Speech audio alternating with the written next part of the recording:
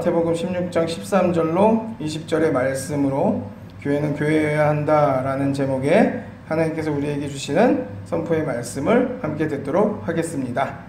믿는다는 교인들 가운데에도 많은 분들이 교회를 잘못 이해하고 있는 것 같다는 거예요.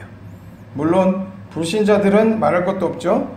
세상이 교회를 잘못 이해하고 있는 이유 가운데 제일 큰 것은 뭐냐? 교회가 사회적인 기관이라고 착각하는 데 있어요. 신자들이 교회에 모여서 예배를 드립니다. 그러나 단순히 예배한다고 그래가지고 모두 다 교회는 아니라는 거예요.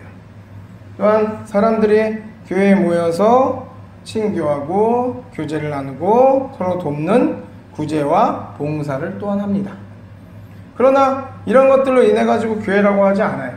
예전이나 지금이나 어찌 보면 지금은 더 한 상황인데, 코로나로 인해 가지고 여하튼 교회 이해 못하시는 분들, 또 이해를 안 하려는 분들, 안티크리스찬이라고 하는 이들, 또 타 종교인들, 교회를 향해서 비방하고 비난하고 욕설하고 그래요.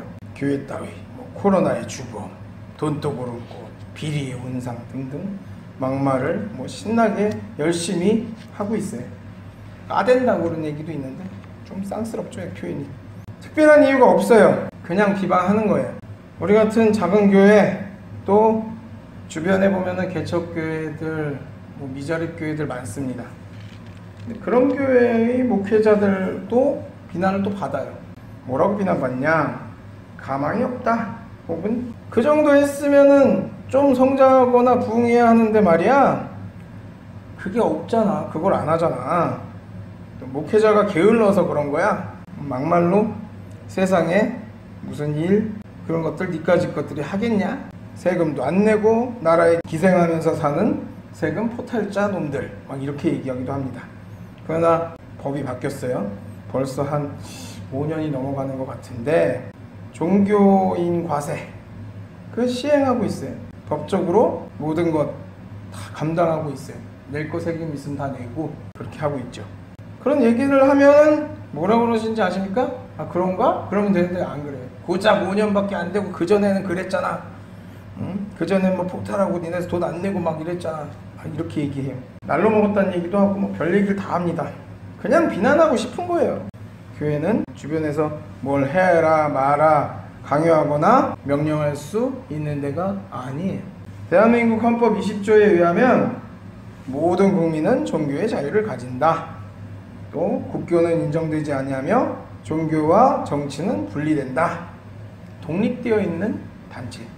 정치나 행정으로 인해서 제재를 가하거나 권력자의 의도나 종교적 성향으로 이렇게 흔들거나 어떤 압력을 가할 수 있는 그런 게 불가능하다는 거죠. 불법이란 거예요. 그렇다고 그래가지고 제가 이런 얘기를 한다고 해서 교회가 완벽하다, 흠없다, 문제가 없다 이런 얘기는 아니에요. 교회는 이 세상 속에 존재하잖아요. 죄 많은 세상에 있다 보니까 세상적인 것들이 종교로 침투해. 또 목회자들의 성향, 스타일에 따라서 이름만 교회이고 세속적인 이익단체들보다 더할 때도 있다는 거예요. 본질이 이탈되어 버리는 그런 경우, 비교회적인 요소들로 인해 가지고 교회가 교회답지 못하고, 세상의 사람들은 교회가 교회답지 못한 그런 비성경적이고 비교회적인 그런 상황의 교회를 교회답다라고 칭송하거나 환호하거나 그러는 경우가 있어요. 문제가 되죠. 그러나 교회는 성경의 말씀, 그게 고증되는 교회의 본질로 돌아가야 하는 겁니다. 그것이 진정한 교회의 모습이고요, 순수한 교회로 돌아갈 수 있을 것입니다. 숫자나 규모로 막 성장하는 단체 있잖아. 세상의 이익단체, 그리고 어떤 이익집단의 모습을 부흥성장이라고 표현하는 이들이 있어요. 그게 오해죠. 그러면서 그러지 못하는 것을 자격미달이라고 하고, 또 세상적인 성장을 한 교회들의 뭐라고 또 얘기하냐면 또 반대로 얘기해. 사꾼이다, 종교 사기꾼이다, 돈독이 오른 놈들이다, 그렇게 또 몰아가요. 이거 어떡하라는 거야. 그냥 그렇게 자기 소명 사명대로 얌전하게 목회 잘하는 사람들은 능력 없다고 욕하고, 또 어쨌든 간에 대형교회로 성장하고 막 이런 교회들은 또 사건이고 뭐라고 욕하고, 그냥 다 욕하는 거예요. 그냥 욕만 하는 거예요. 문제죠. 이런 것들이. 어쨌든 간에 으르렁거리면서 이래저래 신경 쓰이는 게 사실인데 우리는 하나님의 말씀인 성경의 가르침에 따라서 순수한 성경적인 교회로 우리가 나아가야 함을 다시금 기도와 예배의 신앙으로 지켜야 될 것 같습니다.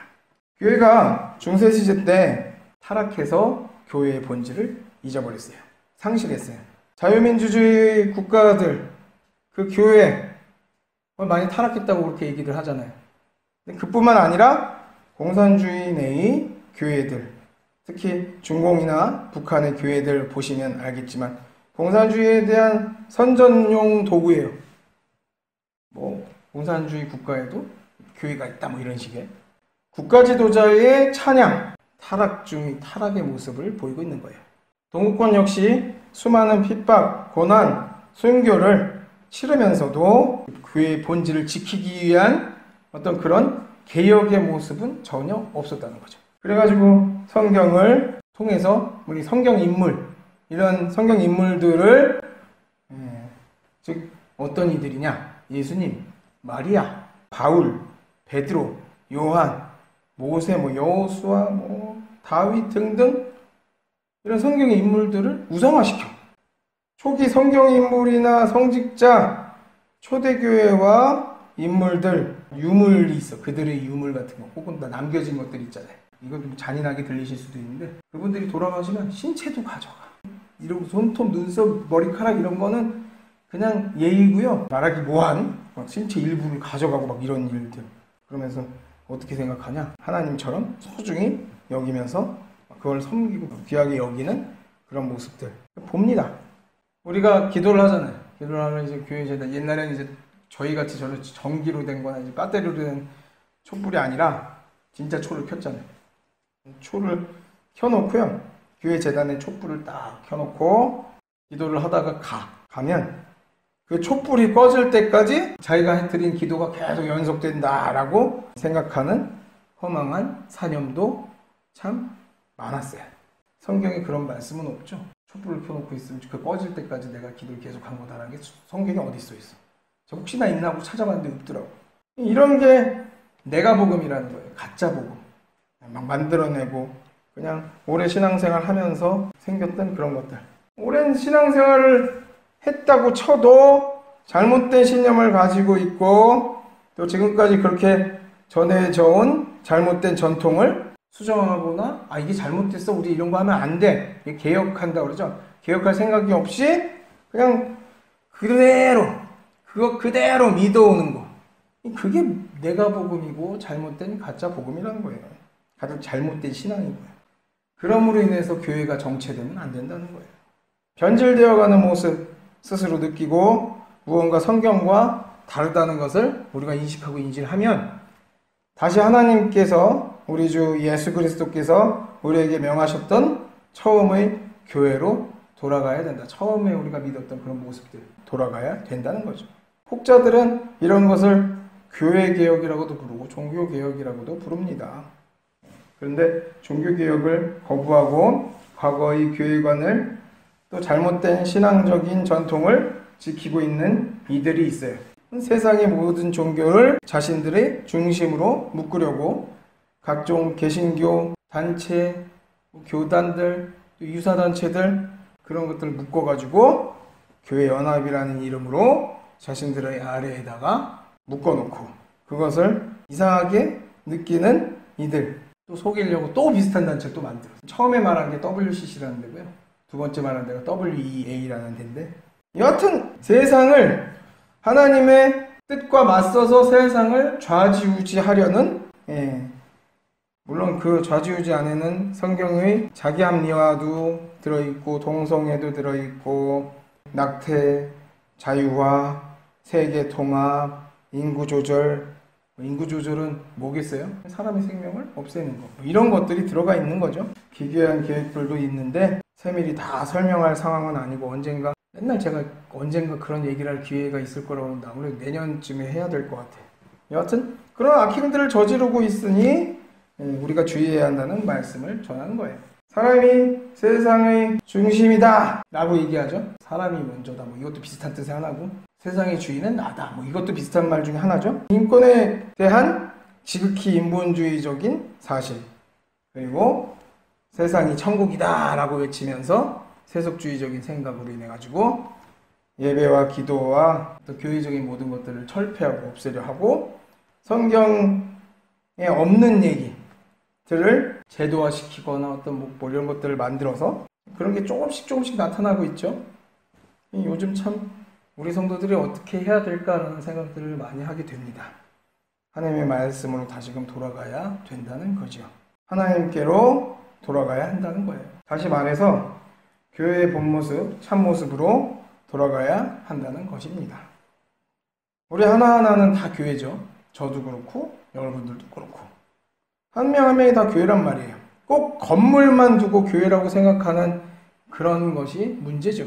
교회의 머리 되신 예수님은 우리의 머리이심을 다시금 생각해 보시면 이해가 빠르다는 거죠. 머리는 몸을 움직이잖아요. 이 생각으로 모든 것을 움직이는 거예요. 팔 움직이고 뭐 모든 거 우리가 이 생각함으로 인해서 다 움직인다는 거죠.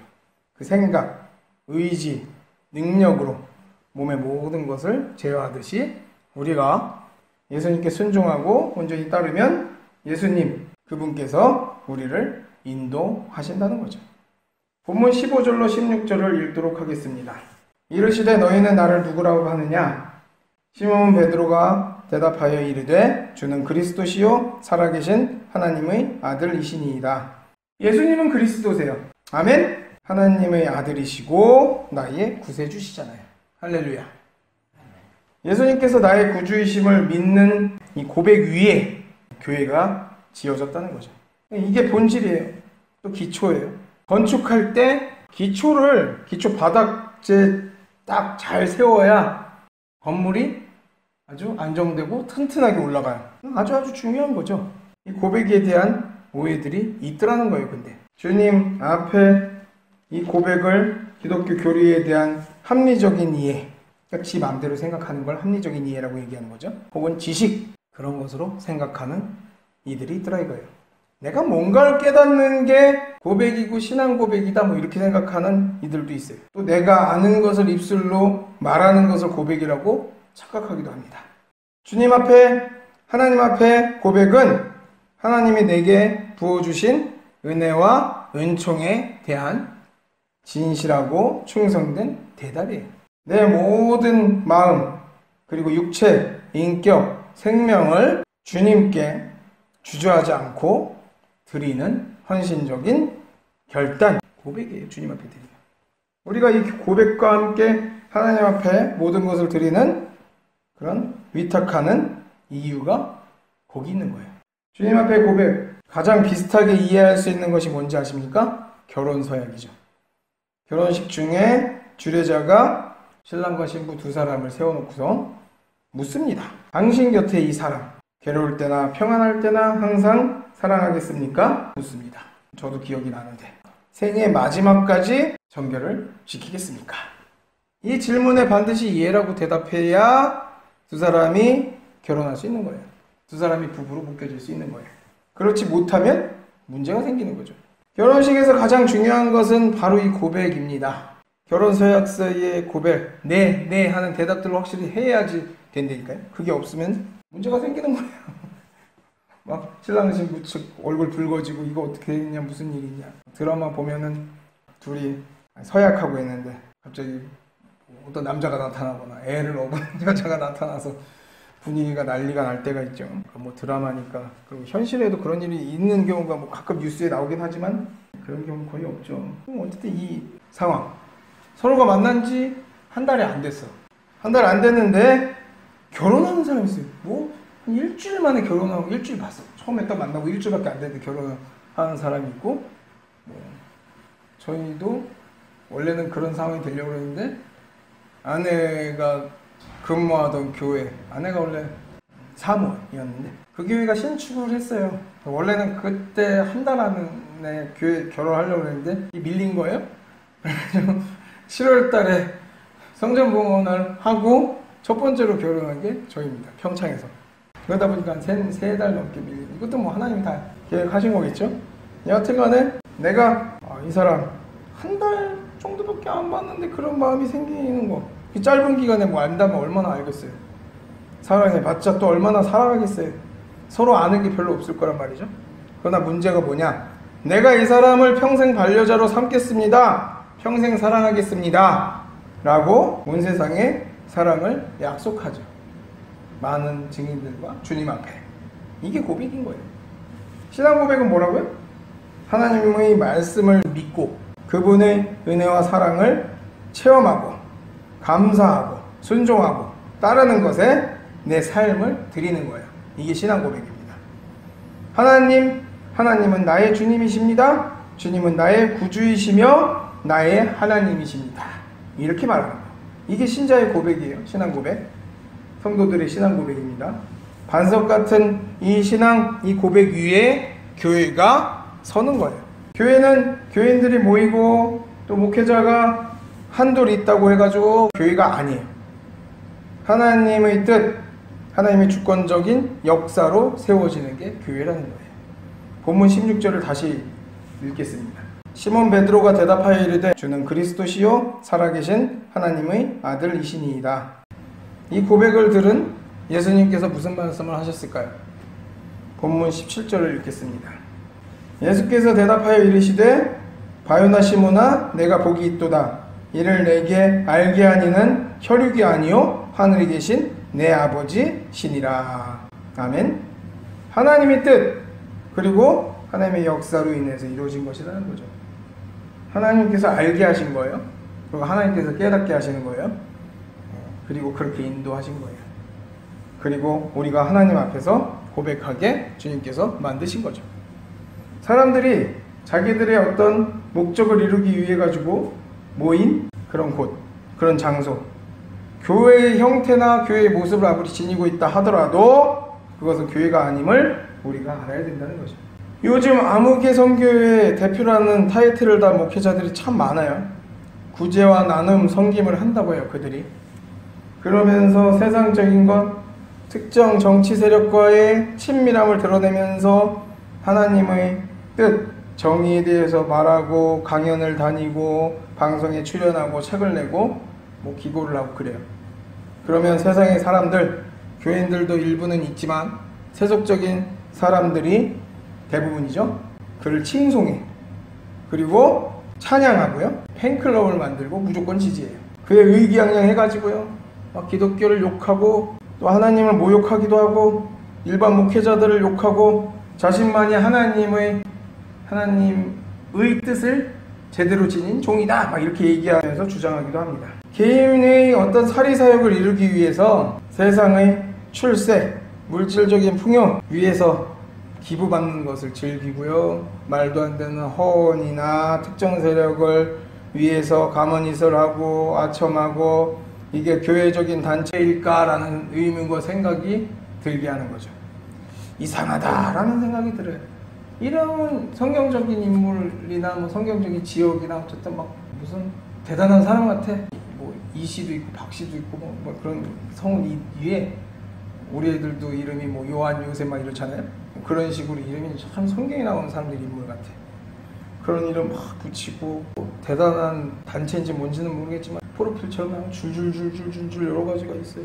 근데 자세히 분석해보면은 편향된 정치 집단이나 막 이런 데에 있는 곳에서 뭔가를 또 맡고 있는 사람도 있고 참 그렇습니다. 문제죠? 문제라는 거야. 교회와 전혀 관계없는 모습을 그냥 보이고 있는 이익단체일 뿐인데 교회의 어떤 대단한 이 성부자 뭐 이렇게 생각을 하고 있어 세상 사람들은. 예수님을 믿는 믿음을 받아들이지 못하고 방황하는 이들이 있어요. 그리고 또 앞서 말했듯이 교회의 외양만 취하고 아예 하나님을 변절하고 이용하려고 작정한 이들이 있어요. 이 둘은 달라요. 앞서 말한 이들은 결국에는 하나님이 강권적으로 하나님의 역사로 붙드셔서 인도하시고 그러므로 말미암아 하나님 앞에 나와서 고백하게 하시겠지만 뒤에 말한 언급한 이들은 배도했어. 배교했어. 하나님을 배신했단 말이에요. 그래서 구원은 없어요. 단정져서 얘기 드릴 수 있어요. 구원은 없어. 그들에게. 하나님이 아닌 다른 이들에게 잘 보이기 위해 가지고 물질로 다른 이들을 구제하고 봉사하고 나누고 섬기는 거, 그런 행동들 열심히 백날 해봐요. 내가 뭘 했다, 뭐 저 단체가 뭘 했다, 저 단체의 대표가 뭐 좋은 일을 한다. 그건 세상에서 칭송받을지 모르는 하나님은 모르신다 이거죠. 왜?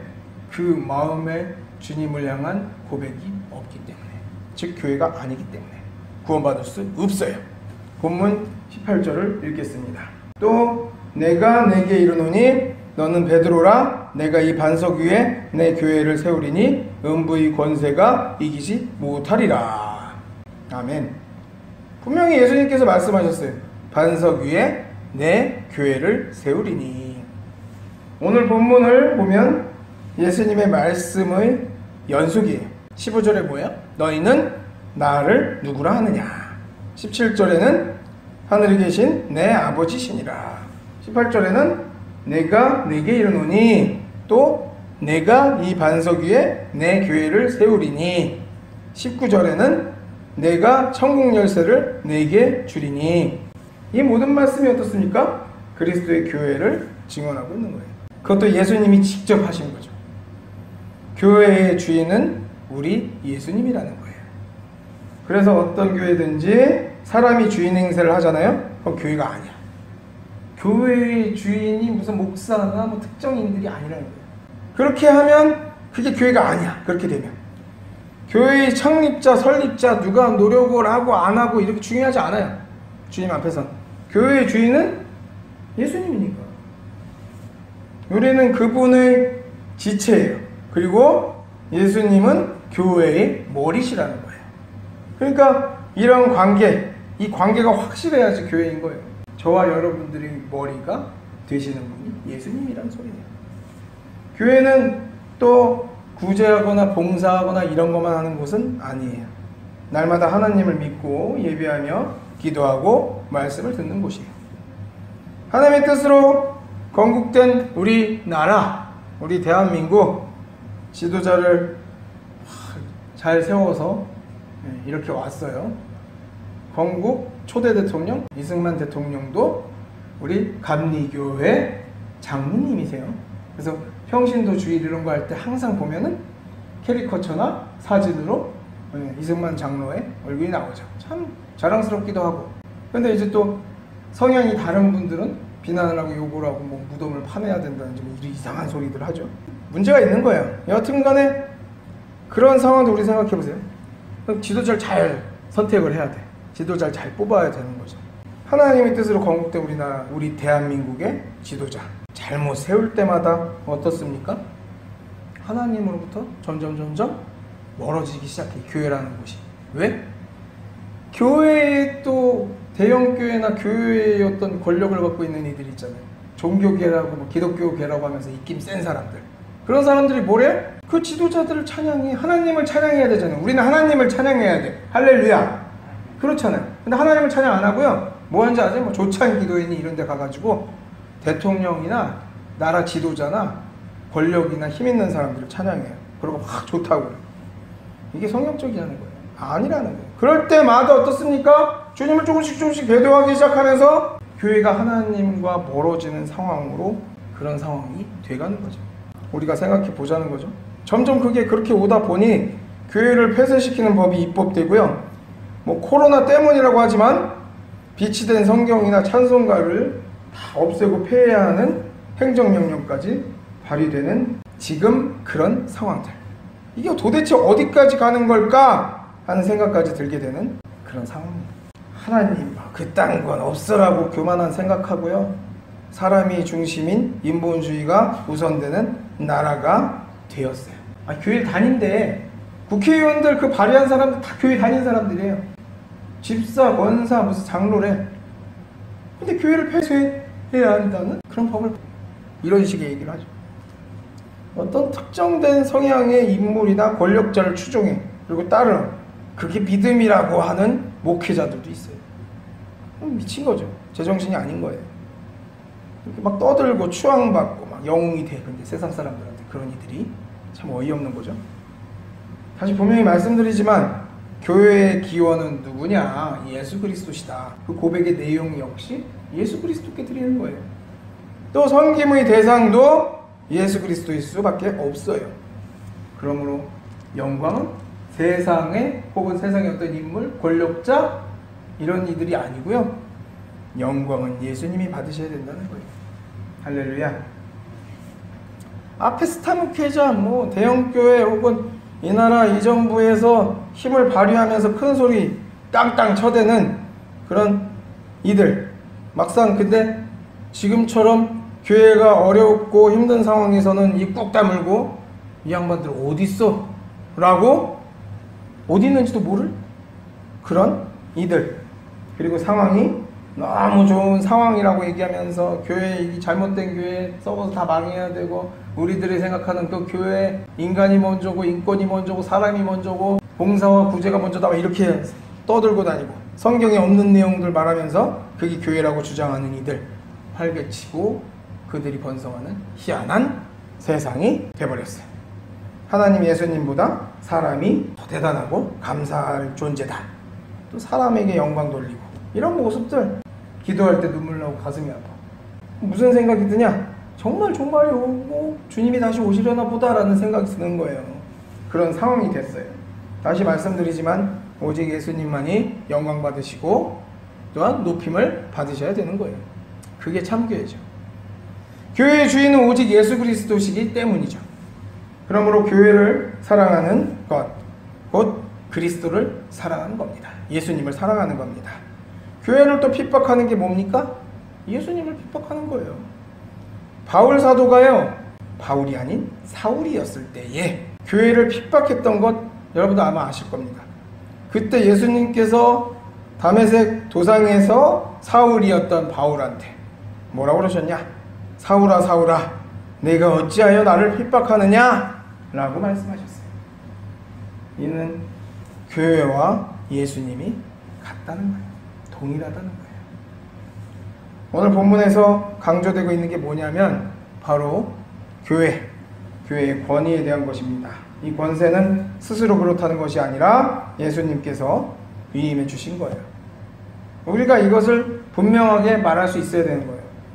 예수님께서 많은 무리 안에서 하나님의 복음을 전하실 때에 많은 사람들이 듣고서 깜짝 놀랐죠. 하시는 말씀이 권세가 있는 자 같고 또 서기관들과 같지 않다라고 하신 거예요. 뭐냐, 속이거나 거짓이 있지 않다라고 말씀하신 거예요. 무슨 뜻이에요? 예수님의 그 말씀이 권세다라는 거죠. 예수님께서 세상에 계실 때에 귀신을 향해서 나가라 하니까 귀신이 나갔어요. 물러갔단 말이에요. 또 문둥이, 안진뱅이, 눈먼자 등등 예수님이 선포하시니까 모두 다 즉시 고쳐졌어요. 심지어는 죽은 자까지도 일어나라 하니까 일어났어요. 다시 살아났다는 얘기예요. 모두가 뭐예요? 예수님의 권세예요. 예수님께서 내 죄사함을 받았느니라 말씀하시면 죄가 사라졌다는 거예요. 여러분들 죄 있잖아요. 죄. 내가 무슨 고행을 하고 뭘 하고 그래서, 즉 다시 말해서 내가 그 죄를 회개하는 마음으로 평생 눈물을 펑펑 흘려가지고 삶을 눈물로 다 채워도 죄사함 받을 수 없어요. 평생을 고행하고 몸을 막 혹사시키고 그런다고 그래도 또 평생 묵상하면서 무슨 성경책을 맨날 판다고 그래도 무슨 짓을 아무리 해도요 스스로 죄를 사함받을 수 없다는 거예요. 오직 예수님만이, 예수 그리스도만이 죄사함의 권세를 가지고 계시다는 사실입니다.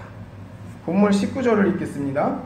내가 천국 열쇠를 내게 주리니 내가 땅에서 무엇이든지 매면 하늘에서도 매일 것이요 내가 땅에서 무엇이든지 풀면 하늘에서도 풀리리라 하시고. 마틴 루터, 누구예요? 종교개혁. 마틴 루터가 종교개혁을 했어요.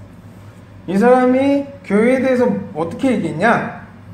말씀이 방해 없이 잡음 없이 깨끗하게 전해지고 또 성령의 역사, 십자가의 거룩한 역사가 한 사람 한 사람에게 바로 적용되는 곳이 교회다라고 얘기했어요. 말씀과 성령과 그리스도의 권세가 있는 곳이 바로 교회라는 거예요. 우리가 어떻게 신앙생활을 해야겠습니까? 예수님 중심, 성경 중심, 교회 중심으로 해야 되는 거예요.